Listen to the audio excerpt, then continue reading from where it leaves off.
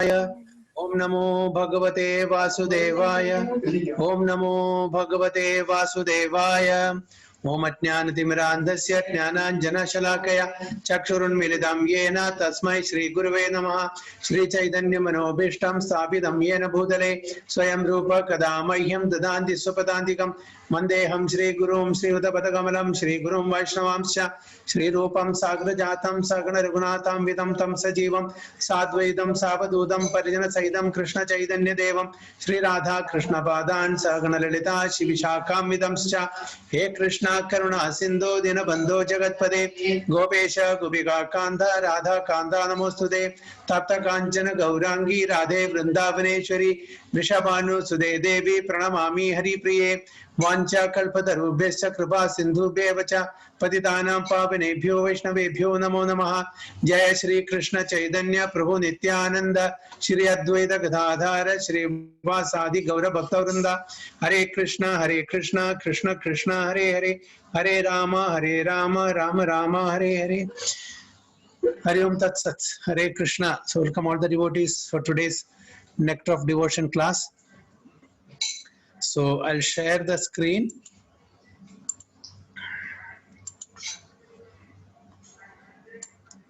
Mataji, which chapter? 15, 16? 17th chapter. 17th chapter. And which para? First para, Prabhuji. We stopped the 16th chapter last time, right? Ecstatic cloud. Okay.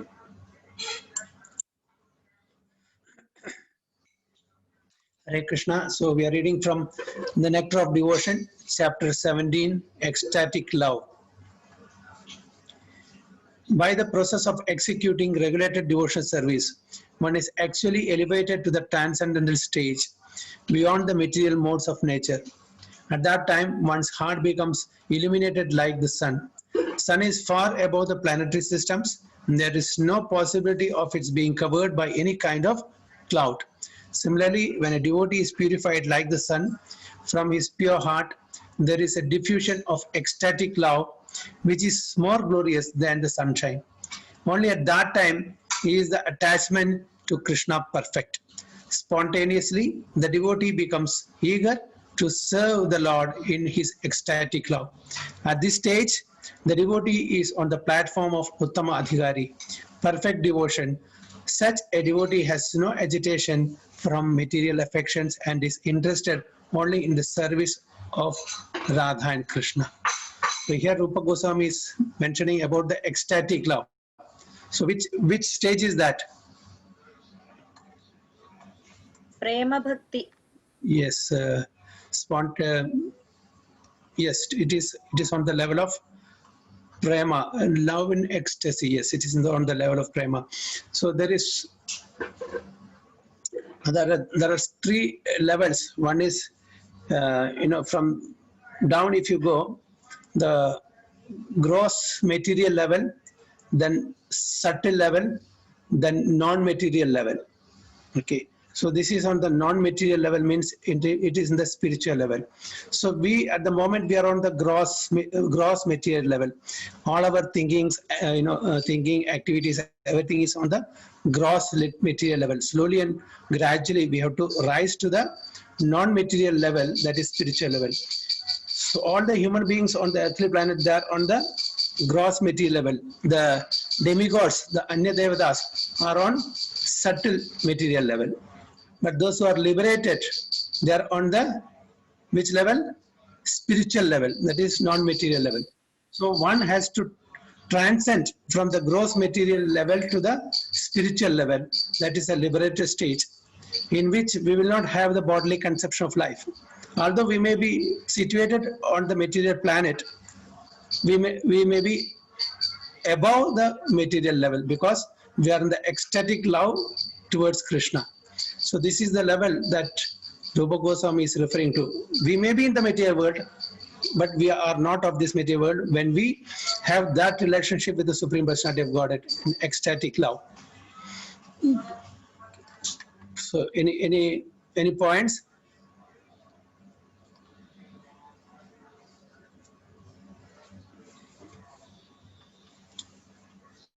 Haribol, any points in this?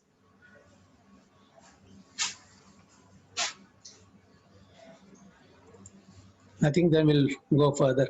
To clarify, in the previous chapters, the symptoms of devotional service were explained along with instructions as to how we may execute devotional service with our present senses and gradually rise to the platform of ecstasy in spontaneous love. And the two kinds of devotional service, namely devotional service through regulative principles and through spontaneous love, were discussed. So we are in which category? The as sadhakas, we fall in which category? Regulative principle. Yes, why this sadhana Sadhana bhakti? bhakti. Yes. Yes. So slowly and gradually, as we mature in these practices, we can go to the spontaneous love, that is the Aganuga Bhakti. So this were discussed. Within the stage of regulative principles of devotional service, there are two divisions, namely executive and effective. This effective portion of the service is called bhava or ecstasy. In this connection, there is a statement in the Tantras that ecstasy is the first symptom of pure love for personality of Godhead. And in that stage, one is sometimes found shedding tears or shivering. Not always are these symptoms manifest, but occasionally. When King Ambarisha was put into difficulty by Durvasa, he began to think of the lotus feet of Lord, and thus there was some change in his body and tears were falling from his eyes. These symptoms are activities of ecstasy. They are visible in the shivering of the body and the shedding of tears. After the outward appearance of the ecstatic symptoms, they stay within the mind, and continuation of the ecstasy is called samadhi. So this stage of appreciation becomes the cause of future exchanges of loving affairs with Krishna. So these are the external symptoms that devotee may exhibit. You know, that the tears will fall from their eyes, the hair will stand on end, and sometimes they will be shivering, sometimes they will be rolling on ground, just like our Chaitanya Mahaprabhu was exhibiting all these symptoms when he gets ecstasy. Even when Srila Prabhupada, when he gives discourses, classes, sometimes after chanting the Hare Krishna, this thing, and what do you call it, Jai Radha Madhava song, he goes into ecstasy. Many times devotees have experienced this, and tears will be coming from eyes, and he may not speak, he may not give the class, he will stop the class and go. Many times, but Prabhupada, many times, you know, he will try to stop these symptoms, you know, forcefully. So he doesn't want to embarrass the devotees. So this is what devotees have told. So this is the external symptoms of the devotees who are on this platform of bhava and prema. So any points? Then at last, what is called samadhi.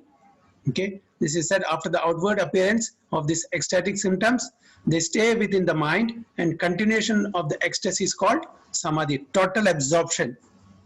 Okay, this totally, the devotee is cut off from the material surroundings. It's a total absorption on the Supreme Personality of Godhead is called samadhi. So elevation to this stage of ecstasy can be possible in two ways. One way is by constant association with pure devotees. The other way is by the special mercy of Krishna or by the mercy of pure devotee of Krishna. We all know when we associate with pure devotees, slowly and gradually we will imbibe the qualities of devotees. Just like when we put the iron rod in the fire, the iron rod gets the quality of the fire. Similarly, you know, the ordinary people gets association of the pure devotees, that ordinary people also imbibe that qualities. Okay. And another thing, you know, if it is not that way, the special mercy of Lord Krishna or a Vaishnava, so they can get into this, onto this platform. Elevation to the ecstatic stage of life is generally attained through association with pure devotees. Now, if you have to get the mercy of Lord Krishna and pure Vaishnavas like Prabhupada, we should have that much qualities or that much spiritual credits in our account. Then it is possible. So we being the neophyte devotees, Kanishtadhikaris, you know, the only way to get onto that platform is the this association with the devotees. Definitely, when slowly and gradually, when we cultivate these qualities, by the help of or by the mercy of compassionate Vaishnavas and other devotees, Krishna will be very merciful also. So this is a slow and gradual process. So the purport is that one should execute devotional service rigidly in the association of devotees, so that there will be certainly in raising oneself to that ecstatic position. So as I said, slowly and gradually, we all can get elevated to that ecstatic position. It's not that we cannot, but there should be a strong desire in ourselves, determination to do Vaidhi Sadhana Bhakti. In special cases, of course, there is special favor from Krishna, and although we should always expect that, we should not sit idly and simply wait for Krishna's special mercy. The regular duties must be performed. So as the saying goes, we have to do our bit of it, then Krishna will award us his bit. So 50% by us, 50% by Krishna. So we have to do our effort. The rest is in the hands of Krishna. So we should not sit idly, everything will happen according to the will of Krishna. No, we have to do our effort. Only then Krishna will show the mercy. So from our side, we have to definitely endeavor to slowly and gradually rise to the platform. Then by the compassion and mercy of Krishna and Vaishnavas, everything will be in place. So it is just as when sometimes it is found that a person who never attended school or college may be recognized as a great scholar, or an honorary degree from great universities may be offered to him. But this does not mean that one should avoid school and expect to automatically receive an honorary degree from some university. Similarly, one should devotedly execute the regulative principles of devotional service, and at the same time hope for Krishna's favor or for his devotees' favor. Now we know that in the medieval, many personalities are getting the honorary doctorate degree. Although they have not attended any universities or colleges for taking up that degree, but they are honored honorary degree because of their outstanding performance in the material world in some particular activity, doing some particular activity. But here Prabhupada says we should not wait to get that degree, because every one of us may not be qualified to get that honorary degree. We have to work very hard. We should have that strong desire to come to the platform of Raganuga Bhakti. So that is what Prabhupada mentions here. So an example of rising to the stage of ecstatic love by executing the regulative principles of devotional service is given in the life story of Narada, which is described to Vyasadeva in Srimad Bhagavatam. Narada tells there is his previous life and how he developed to the stage of ecstatic love. He was engaged in the service of great devotees and used to hear their talks and songs. Because he had the opportunity to hear these pastimes and songs of Krishna from the mouth of pure devotees, he became very attracted within his heart. Because he had become so eager to hear these topics, he gradually developed within himself an ecstatic love for Krishna. This ecstatic love is prior to the pure love of Krishna.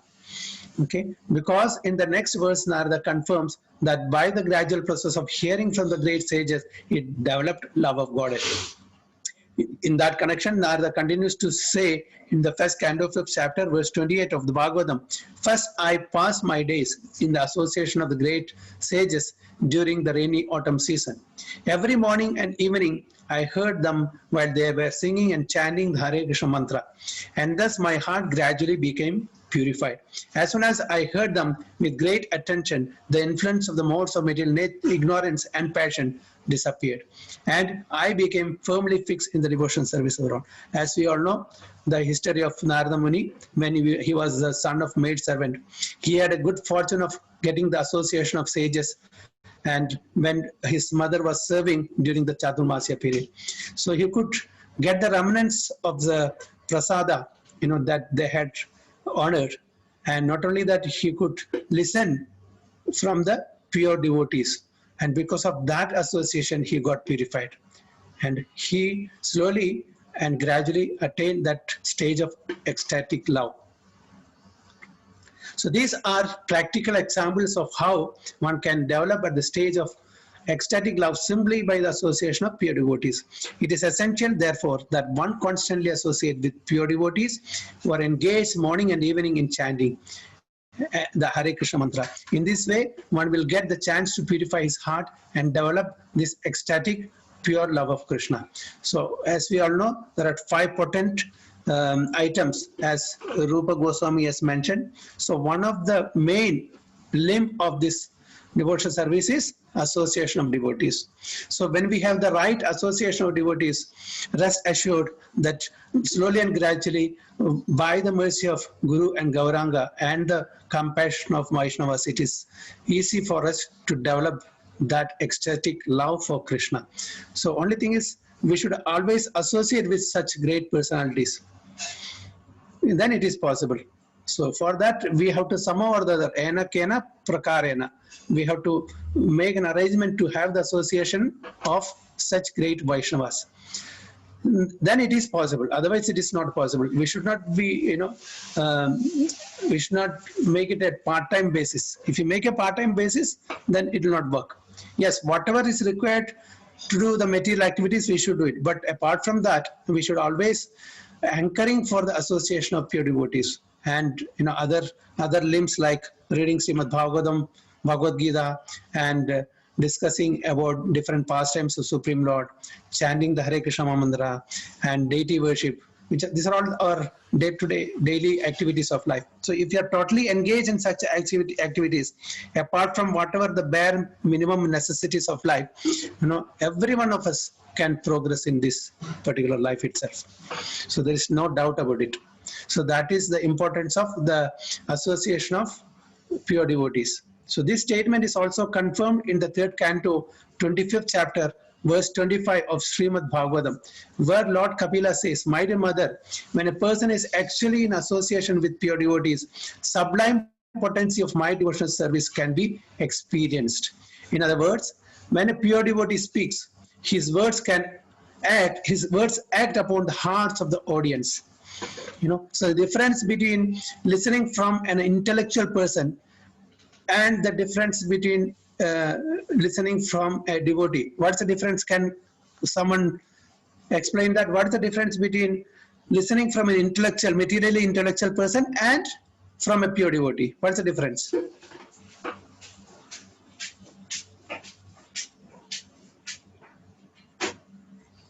Hare Krishna. Simi Mataji, can you explain what is the difference between listening from a materially intellectual person and from a pure devotee? How will it affect the listeners? Hare Krishna, Prabhuji. Hare Krishna. The effect should be based on the consciousness, I think, Prabhuji. Yeah, okay. Intellectual person might know everything, but his consciousness won't be completely Krishna consciousness, or he should have some other, he might be thinking of getting some other benefits from us. Okay. How will it affect us as listeners? Yeah, the same consciousness will come to us also. Okay. If So, it's Brahma, is that correct? yeah, right, Madhu, you're right. See, when we listen from an intellectually, potent person, a materially intellectual person, he may just pass on information. Okay, so that is not transforming our consciousness. It is not penetrating into our heart. He may pass on certain information.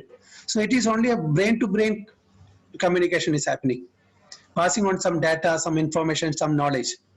But the same thing when it is spoken, by the lotus mouth of a pure devotee, it penetrates into a heart. A transformation of consciousness takes place. Isn't it? Haven't we experienced this? One word, say the whole discourse may be, 1 hour. Just one word or one sentence is enough to spark that, to give a spark for opening our eye. Yes, something is wrong with me, so I should practice. Don't you get some spark when we listen to some devotees or some Maharajas? What's your opinion? Definitely yes. Yeah, so that is the difference.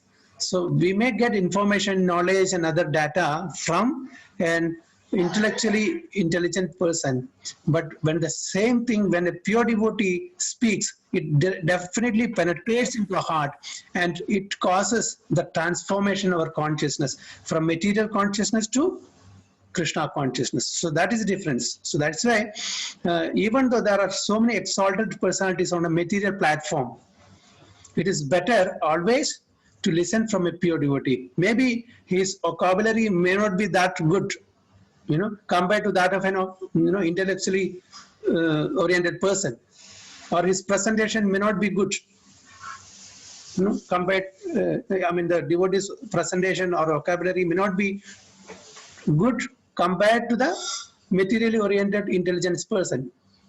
But still, we should be listening to a devotee, because that transforms our consciousness from material consciousness to Krishna consciousness. Does it make any sense? Yes, Prabhuji. Yes. Okay. So what is the secret of hearing and chanting? A professional speaker cannot impress transcendental ecstasy within the hearts of the listeners. However, when a realized soul who is engaged in the service of the Lord is speaking, he has a potency to inject spiritual life within the audience. See? So this is the difference. So when a realized soul who is engaged in the service of the Lord is speaking, he has a potency to inject spiritual life within the audience. One should therefore seek the association of such pure unalloyed devotees, and by such association and service, a neophyte devotee will certainly develop attachment, love and devotion for the Supreme Personality of Godhead. In the Padma Purana, there is a story of a neophyte devotee who, in order to raise himself to the ecstatic platform, danced all night to invoke the Lord's grace upon her. Okay, so this is regarding a story that is given in Padma Purana. A neophyte devotee, in order to raise herself to the ecstatic platform, danced all night to invoke the Lord's grace upon her. Sometimes, however, it is found that without undergoing any devotional process, one all of a sudden develops devotion for Lord Krishna. The sudden development of devotional attitude in a person must be understood as a special mercy of Krishna or of his devotee. This apparently accidental development of ecstatic feelings through the causeless mercy of Krishna can be divided into three groups: simply by speaking, simply by glancing, and simply by good wishes.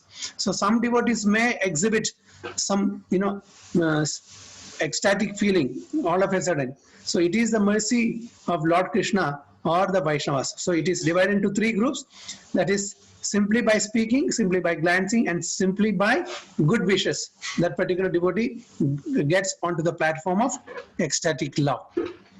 Have anyone got some such experience? Haribol? Special mercy by Lord Krishna or devotees?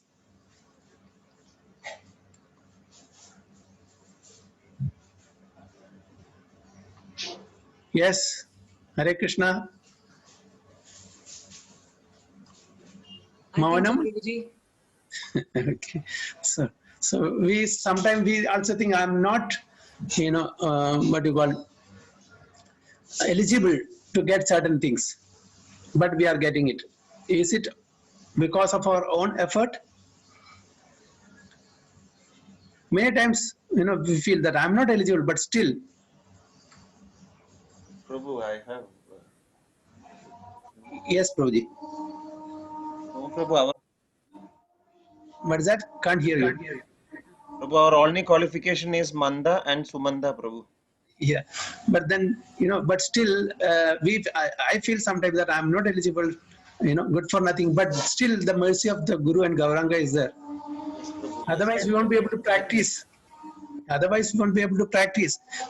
the empowerment of, Krishna and his pure devotees, it is not possible to practice the way we are practicing now. What spiritual credit we have, I don't, at least in this life, I can say for sure we have not done anything specific. And if we have something from the previous lives, we don't know. That is not in our hands. But for sure, in this life, for me, as far as I'm concerned, I have not done anything great, to be on this platform of, trying to practice Krishna consciousness. So this is definitely, there's an empowerment by the devotees. There is a blessing by the Vaishnavas, Guru Maharaj and other devotees. So that's why, we are practicing what we are practicing now. Isn't it? Don't you feel that? Hare Krishna, Prabhuji. See me Yes. here. We always feel that, Prabhuji. No qualification at all. But still we have you and Renju also as our, like, no, seriously, Prabhuji, whenever we are down or going back, though we have no qualification, I always get a call from Renju, like, as a call, like, okay, you do it again. I always feel like we are very much blessed without any qualification. Yeah, it is the devotees' mercy to keep following the others, because it's benefited for both. Yeah.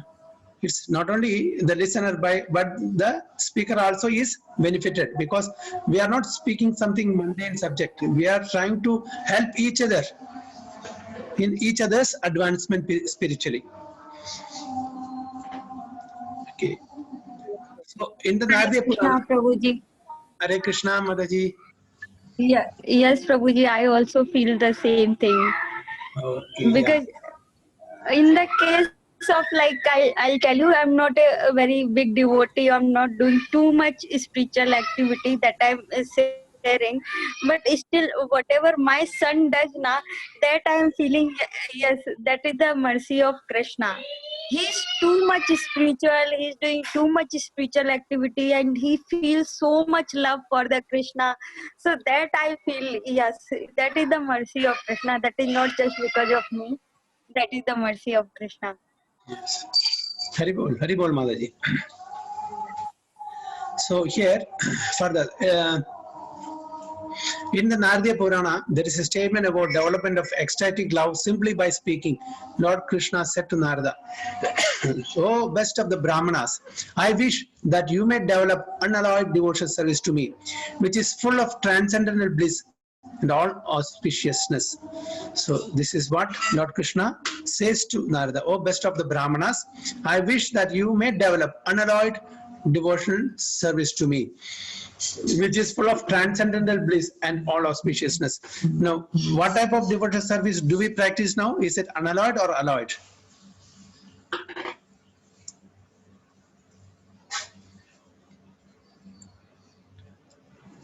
Alloyed, Prabhu. Alloyed, yes. What Rupa Goswami says? Anyabhilashida shunyam jnana karmadya anavritam anukulyana krishnanushilanam bhaktiruttama. So we should come to that platform. That's what Krishna wants.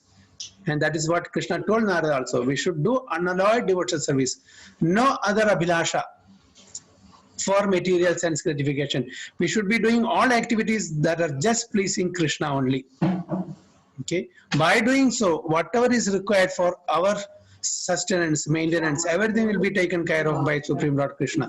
So we don't have to specifically endeavor for that. So nothing to worry. Oh, what will happen? No, how will I live? So if we have that attitude, Anyabhilashita shunyam jnana karmadya anavrada anukulyana krishnanushilanam bhaktiruttama. So that uttama bhakti stage we have to come. That is unalloyed devotional service. This is what all the acharyas, all the Vaishnavas, or all Guru Vrinda is teaching us. The best example is Narada. Sada, Kirtaniya Sada Hari. Always he is chanting the glories of the holy name of the Lord. So he has got a, he doesn't need a passport to go anywhere and everywhere. He is a transcendental traveler, isn't it? So you can go to any planetary system, including the spiritual world, you can go. So he is also helping all of us, directly or indirectly. In the Skanda Purana, there is a statement about developing ecstatic love toward Krishna simply by glancing.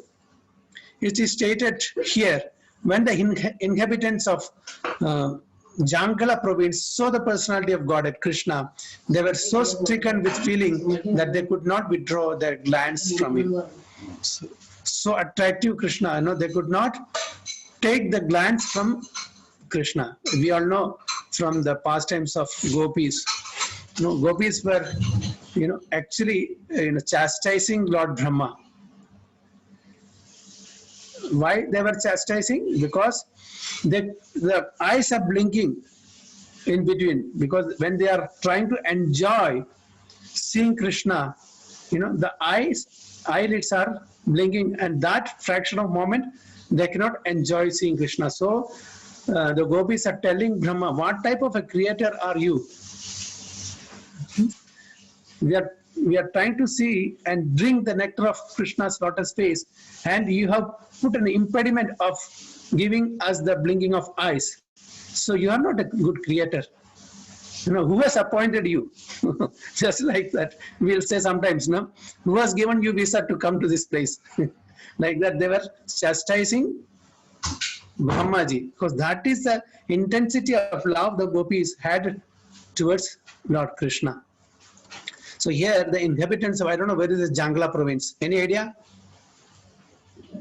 Jangla.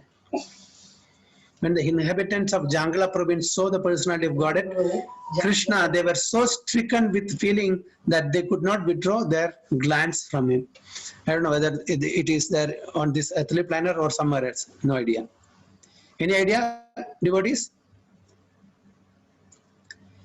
Okay, we'll go ahead. As far as heartfelt wishes are concerned, there is a statement in the Shuka Samhita where Narada tells Srila Vyasadeva, you have a son who is greatest devotee of the personality of Godhead. And I can observe that without any following of the regulatory principles of devotional service, he is already enriched with many of the symptoms achieved by the execution of devotional service after many, many births. So this is again a statement given by Narada Muni to Srila Vyasadeva about Sukadeva Goswami. That is not an ordinary person. He is not a Vaidhi Sadhana Bhakta. He is on the platform of Prema, because he has, with the many of symptoms achieved by execution of devotional service after many, many births. So we should not lose any hope. We can also one day come to that platform. So a hankering, a strong desire is needed, that's all. So as for ecstatic love of Krishna, there is a statement in the 7th canto, 4th chapter, verse 36 of Srimad Bhagavatam, in which Narada addresses King Yudhishthira. My dear king, it is very difficult to describe the character of Prahlad. He developed a natural attraction for Krishna, and whatever I can explain about his character will simply be an arrangement of words. His actual character is impossible to describe. This means that Narada himself admitted that the natural development of Prahlada's ecstatic love was by the grace of Lord Krishna. So Rupa Goswami is giving different examples.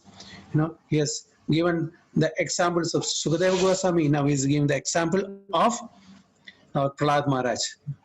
They attained the ecstatic love of Krishna by the grace of Lord Krishna. This natural attraction for Krishna on the part of Prahlada was developed simply by the mercy of Narada. So see, it is a great benediction that Narada Maharshi has given. So if we really hanker for coming to that platform, if we get the association of the right Vaishnavas, we also get the blessing of such Vaishnavas and transcend from this level to that level. So when Prahlad Maharaj was within the womb of his mother, she was being sympathetically instructed by Narada about the science of devotional service. At the same time, Narada was wishing that the child within the womb would also take advantage of the instructions. Actually, Narada Maharshi was instructing Kayadu, the mother of Prahlad, but he also wished that the child in the womb also take advantage of that instruction. So because Narada, an thrice devotee and great associate of the personality of Godhead, was desiring auspiciousness for Prahlad Maharaj, he developed all the characteristics of a high-grade devotee. This is called natural attraction. It is caused by the special grace of the personality of Godhead or by the special grace of the great devotee like Narada. So by the mercy of Guru or Gauranga, or by the mercy of Krishna or his pure devotees, we all can get or we all can come out of this material hankering and come to the platform of spiritual practices. So there is a statement in the Skanda Purana wherein Parvata Muni tells Narada, my dear Narada, false saintly persons, you are so great and glorious that simply by your good wishes, a low-born hunter also has become a great elevated devotee of Krishna. Who is that hunter?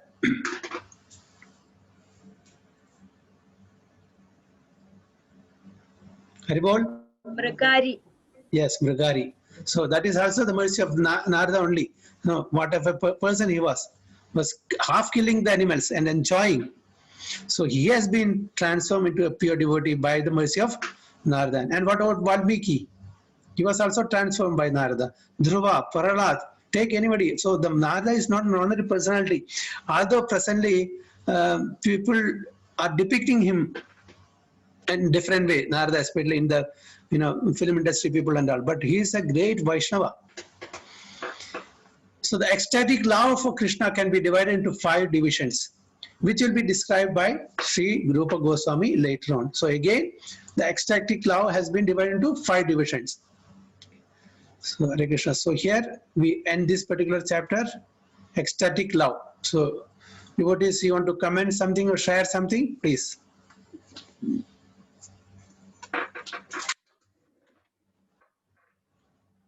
Krishna Prabhuji, one doubt. Yes, Mataji.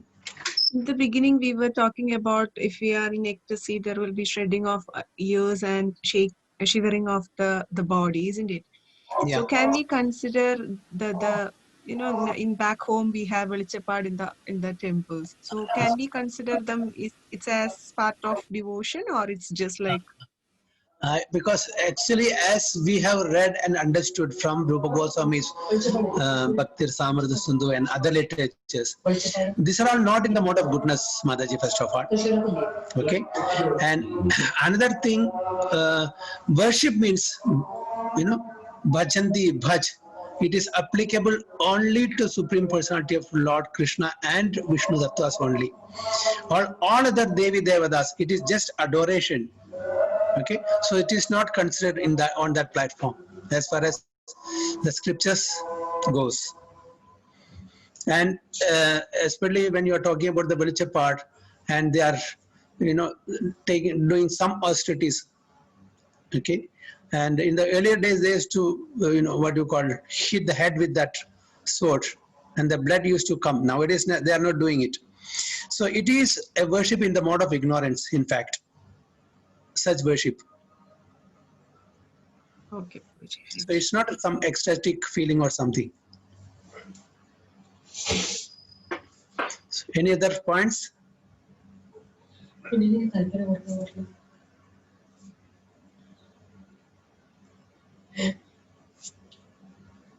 Hare Krishna, any other points?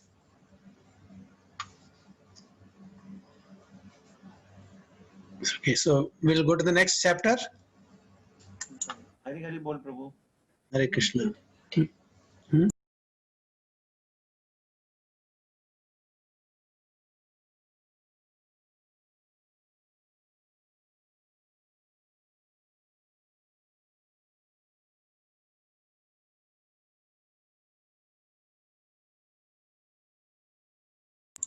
Hare Krishna. So chapter 18.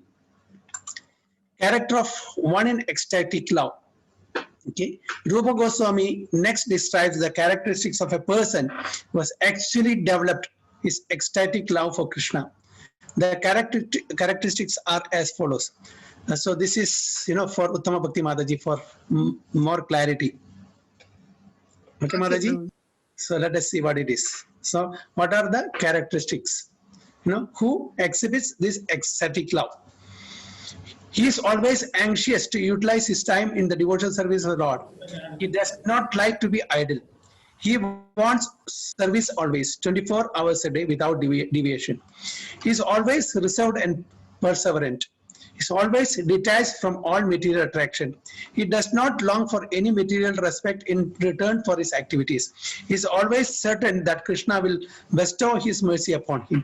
He is always very eager to serve the Lord faithfully. He is very much attached to the chanting of the holy names of the Lord.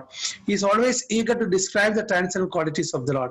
He is very pleased to live in a place where the Lord's pastimes are performed. Example, Mathura, Vrindavana, Dwaraka. So these are the criteria one should examine. The person we are talking about, Okay, whether he or she has these qualifications. Is it clear, Mataji? Yes, Prabhuji. Yeah. So if he or she has these 9 qualifications, then we can, we can be rest assured that they are exhibiting the real ecstasy. Most of the times in our place, not only our place, throughout, everybody, it is for their survival they are doing. It's a part of their duty only. It is not out of ecstasy they are, or it's not out of love they are doing the activity in the temple or other places. There may be few exceptions. I'm not ruling out that. But most of us, why we are going to the temple? For our material benefits, isn't it? It's not that 24 hours without expectation, I want to love Krishna, I want to serve Krishna. How many people are there? Those who are even serving in the temple in that attitude or mood. Have you come across anyone? No, Prabhuji, the behavior from the people, those who are in and around the temple, it's really sometimes, it's really make us feel like why I came to the temple. Some, yeah, but we cannot rule out. As I told you, there are some good devotees, definitely, but then most of us are in that category because we want something in return, expectation. Okay, so we cannot blame them also. That is how we are, because that is the influence of the Kali Yuga. So there are pious devotees, but less in number because of the influence of Kali Yuga. So to understand who is an ecstatic person or ecstatic devotee, so these are the criteria, these are the qualification. If they have this qualification, this 9 qualification, yes, definitely we can believe or have faith in such devotees. So is it clear, or any other points?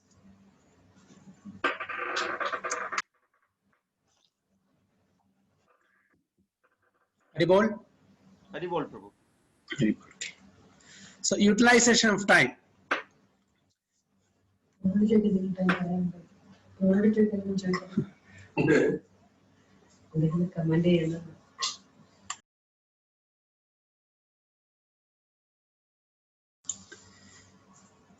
Haribol, utilization of time. An unalloyed devotee who has developed ecstatic love for Krishna is always engaging his words in reciting prayers to the Lord. Within the mind, he is always thinking of Krishna, and with his body, he either offers obeisances by bowing down before the deity or engages in some other service. During these ecstatic activities, he sometimes shed tears. In this way, his whole life is engaged in the service of the Lord, with not a moment wasted on any other engagement. Now we have to understand that we are not talking any ordinary, devotee. We are talking about the devotees who are on the highest platform, Bhava and Prema, ecstatic love. So we should not compare this to any other ordinary persons. There are so many persons who are aspiring to come to that platform, but it will take time. Slowly and gradually they will definitely get to that point. Here the subject matter is of the discussion about the devotees, pure devotees. So perseverance. When a person is undisturbed, even in the presence of various causes of disturbance, he is called reserved and perseverant. An example of this perseverance and reservation is found in the behavior of King Parikshit, as described in the first canto, 19th chapter, verse 15 of Srimad Bhagavatam. Okay, what was the incident? Can anyone say about Parikshit Maharaj? How he is, Rupa Goswami is telling that about Parikshit Maharaj. He is an example of perseverance. How can we understand that? Anyone?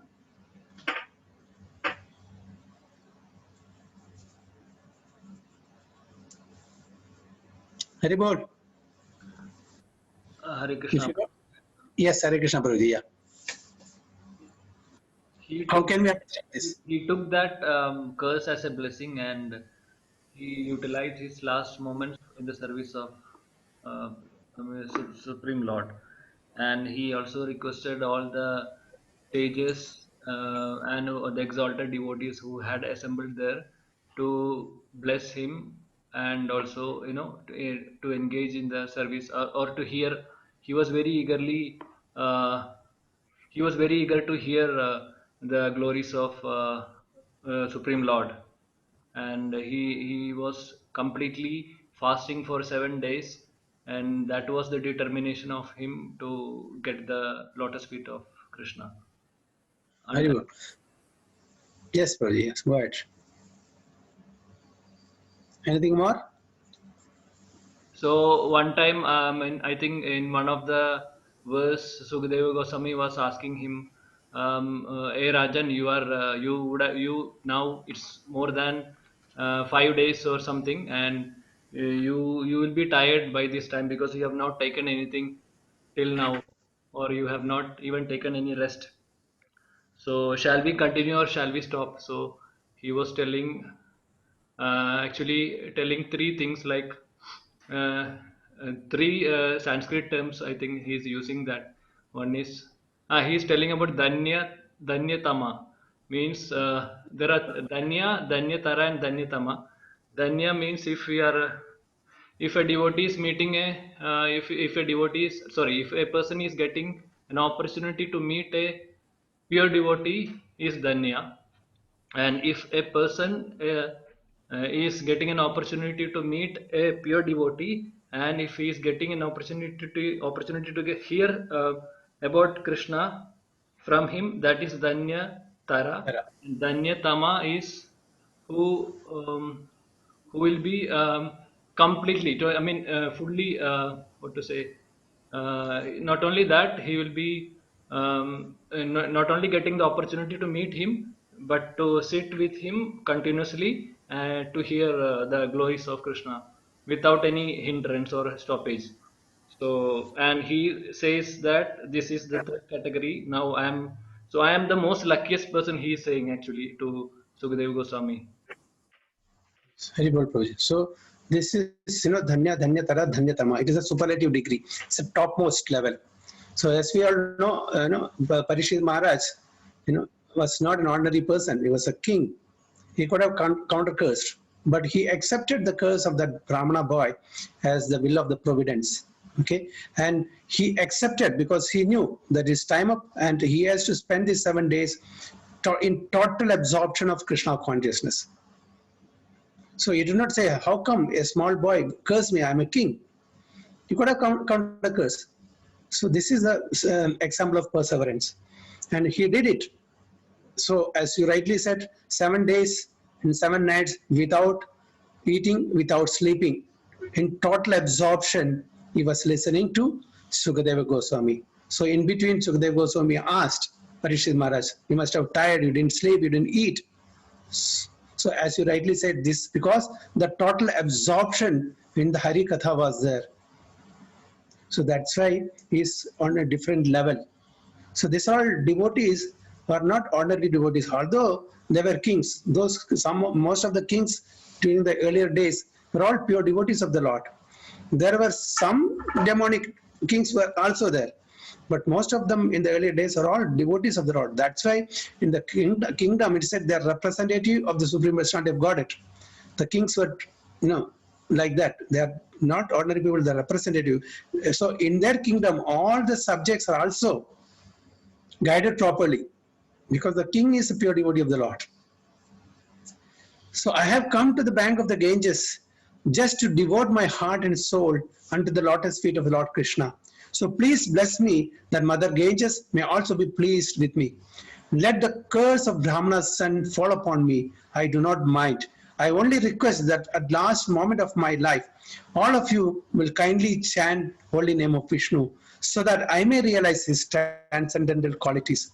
So he is requesting at last moment life, when his time comes to leave the body, so he is requesting others to chant the holy name of Vishnu.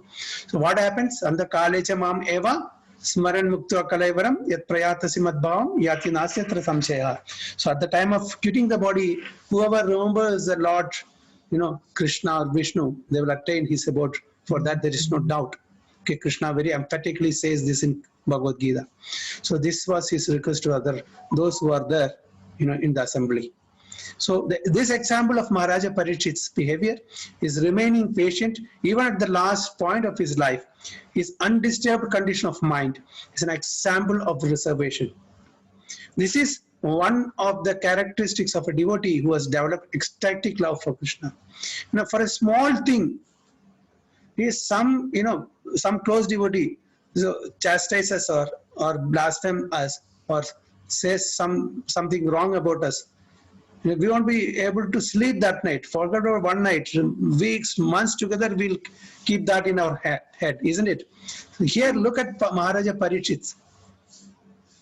He has been cursed to die within 7 days, and he took it very lightly.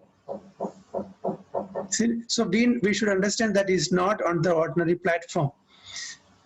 We cannot accept a small chastisement from a fellow devotee. That will keep in our mind for days and weeks and months, isn't it? So look at our condition and these great personalities. So next is detachment. The senses are always desiring sense enjoyment. But when a devotee develops transcendental love for Krishna, his senses are no longer attracted by material desires. This state of mind is called detachment. There is a nice example of this detachment in connection with the character of King Bharata. In the 5th canto, 14th chapter, verse 43 of Srimad Bhagavatam, it is stated, Emperor Bharata was so attracted by the beauty of the lotus feet of Krishna that even in his youthful life, he gave up all kinds of attachments to family, children, friends, kingdom, etc., as though they were untouchable stools. So Maharaja Bharat, or Emperor Bharat, was not an ordinary person. He was an emperor. He had all the opulence. He has good family, beautiful wives, and good country to rule, good citizens. Everything he had, whatever he had at his disposal was everything nice, fantastic. Because he had a very good attachment at the lotus feet of Krishna, he left everything. He left everything, isn't it? Just like we know in the Chaitanya Leela, who is that? Goswami, anyone remembers? Was also like that. Which Goswami? Out of the 6 Goswamis was like that. Very rich, he had everything, he had a beautiful life, good family, money, wealth, name, fame. Who was that? Raghunath Das. Raghunath Das Guru. Raghunath Das Goswami. Because he was totally attached to the lotus feet of Chaitanya Mahaprabhu, who is none other than Krishna. Some 11 or 12 times he tried to run away from the home. Each and every time he was brought back. And there were 4 watchmen to guard him so that he doesn't run away. But at last he could make it. So what Chaitanya Mahaprabhu instructed? So externally you act as if you are a gross materialistic person, attached to women and wealth and other things. But internally, detach yourself and keep focus on the lotus feet of Krishna. So this was the instruction. When the time comes, you will come to me. Isn't it? So according to time, place, and circumstances, we have to behave. We should not behave abruptly. So this is the detachment. So detachment should be like that. So when we are in the material world, we need, for example, when we are devotee, in the devotee circle, how we behave, and when we are in the circle of materially oriented persons, how should we behave? It's not duplicitous to behave that way, because we cannot change those people, those materially oriented people. So we have to show them that we are also one among them materially oriented, but internally we should have detachment. Because we are staying in a society where most of them are materially oriented. When we are in Rome, what is that? We are Roman, isn't it? We are Romans too. What is that? Do as Romans do, Prabhuji. When we are in Rome, we are Roman. So like that, when we are in the material world, you may have to act at certain times. It is not duplicitous. We are not supposed to be duplicitous, but here in the material world, there is no other way, So when we are devotee, we should be very humble and meek. But in the office, when we are working in office, can we exhibit that quality towards our, fellow colleagues or our juniors? Then they will take advantage of that, isn't it? So there, just like Narada Muni, instructed the serpent. You know the story. So similarly, we also should see the time, place, and circumstances and act accordingly. It is for our good. It's not to cheat somebody. So here, the Emperor Bharata provides a typical example of detachment. He had everything enjoyable in the material world, but he left it. This means that detachment does not mean artificially keeping oneself aloof and apart from the allurements of attachment. It's not an artificial detachment. Okay? Even in the presence of such allurements, if one can remain unattracted by material attachments, he is called detached. So in the beginning, of course, a neophyte devotee must try to keep himself apart from all kinds of alluring attachments. But the real position is a mature devotee is that even in the presence of all allurements, he is not at all attracted. This is the actual criterion of detachment. So what are we supposed to do as a neophyte devotee? Can we go in the midst of a city or midst of a crowd, but totally not attracted to Krishna conscious activities? Can we do our chanting there?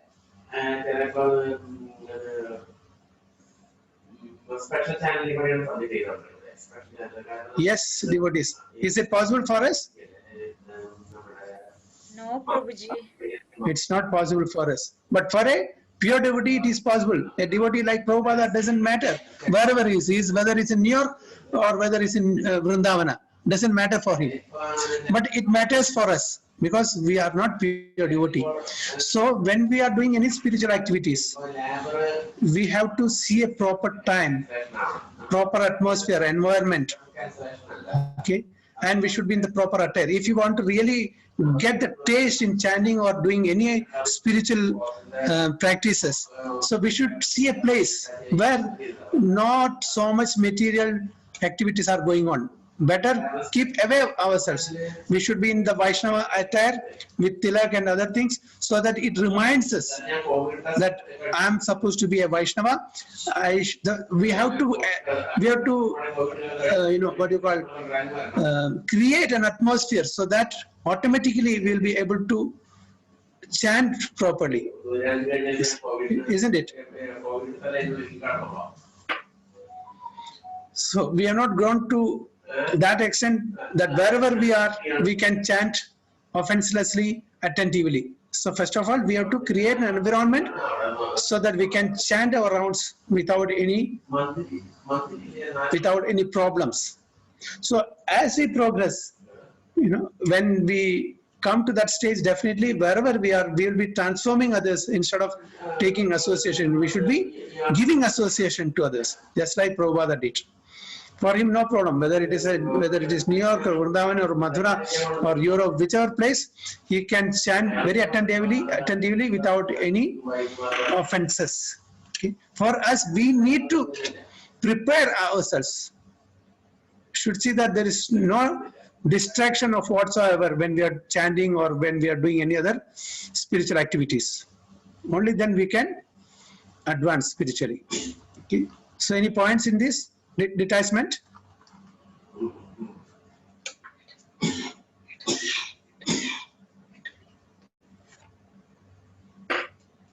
Haribol? Haribol, Prabhu. Pridelessness. Next is pridelessness. When a devotee, in spite of possessing all the qualities of pure realization, he is not proud of his position, he is called prideless. In the Padma Purana, it is stated that King Bhagirath was the emperor above all other kings. Yet he developed such ecstatic love for Krishna that he he became a mendicant and went out begging even to the homes of his political enemies and untouchables. He was so humble that he respectfully bowed down before them.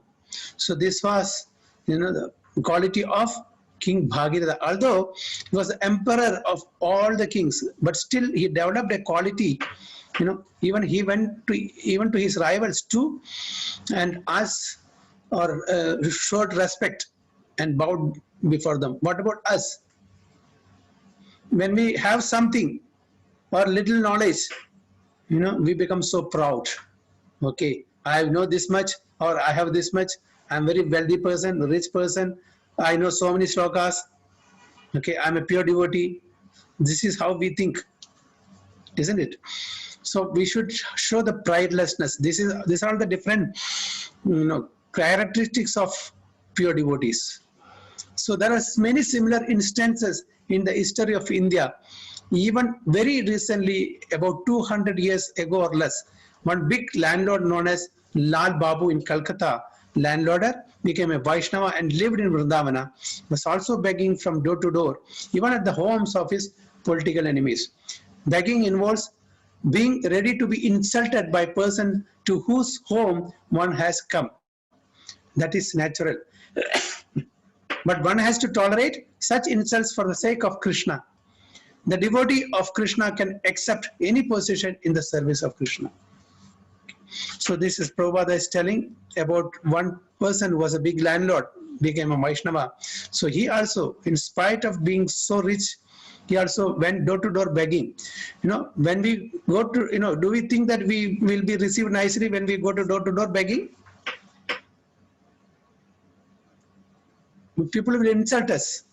So even in that insult, we should be calm. We should maintain calmness. So that's a sign of a pure devotee. Great hope. The strong conviction that one will certainly receive the favor of the Supreme Personality of Godhead is called in Sanskrit Asha Bandha. Asha Bandha. Asha Bandha means to continue to think, because I am trying my best to follow the routine principles of devotee service. I am sure that I will go back to Godhead, back to home. So this is, we have to keep great hope in the mercy of Guru and Gauranga. Today, tomorrow, definitely we get the blessings of Lord Krishna and his pure devotees. We should not lose hope. In this connection, one prayer by Rupa Goswami is sufficient to exemplify this hopefulness. He says, I have no love for Krishna, nor for the causes of developing love for Krishna, namely hearing and chanting, and the process of Bhakti Yoga, by which one is always thinking of Krishna and fixing his lotus feet in the heart, is also lacking in me. So we should not take this literally about Rupa Goswami, because this is the humility that they are exhibiting. So all the Vaishnava Acharyas, all the pure devotees of Lord, even though they're full in everything, because of their humility, they will talk like that. It's not something artificial humility. It is coming from the core of their hearts. That is how they think of themselves, that they are the lowest and others are better than them. So as far as philosophical knowledge or pious works are concerned, I don't see any opportunity for me to execute such activities. But above all, I am not even born in a nice family. Therefore, I must simply pray to you, Gopi Jana Vallabha, Krishna, maintainer and beloved of gopis. I simply wish and hope that somewhere or other I may be able to approach your lotus feet. And this hope is giving me pain, because I think myself quite incompetent to approach that transcendental goal of life. The purport is that under this heading of Asha Bandha, one should continue to hope against hope that some way or other he will be able to approach the lotus feet of the Supreme Lord. So we also should try to imbibe the qualities of Goswamis. It is not easy for us, but even though artificially we should try. Once a devotee, I think it is Brahmananda Prabhu, okay, he told Prabhupada, I don't feel like bowing down before anyone. What should I do? So Prabhupada said, even if you don't like to do that, please do it. Make it, even if it is artificially, please do that, so that slowly and gradually it will become a practice. So now we may not be doing it with 100% devotion, exhibiting this humility. We may be doing that artificially. So when somebody does something good, we say thank you, right? Does it really come from the core of our heart? May not be. It may be a just lip service, but still we say and artificially. But we have to do that slowly and gradually. When we really realize, then it will come from the core of the heart, because we know what that person has done to me or to us.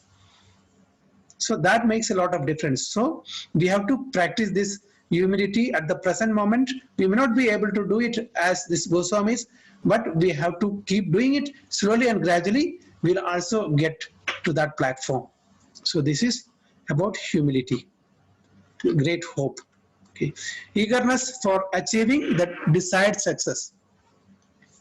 When one is sufficiently eager to achieve success in devotional service, that eagerness is called samutkantha. This means complete eagerness. Actually, this eagerness is the price for achieving success in Krishna consciousness. This is also called laulyam, greed. Greed not for material things, greed for achieving success in Krishna consciousness. Complete eagerness. Everything has some value, and one has to pay the value before obtaining or possessing it. It is stated in the Vedic literature that to purchase the most valuable thing, Krishna consciousness, one has to develop intense eagerness for achieving success. This intense eagerness is very nicely expressed by Bilvamangala Thakura in his book Krishna Karnamrita.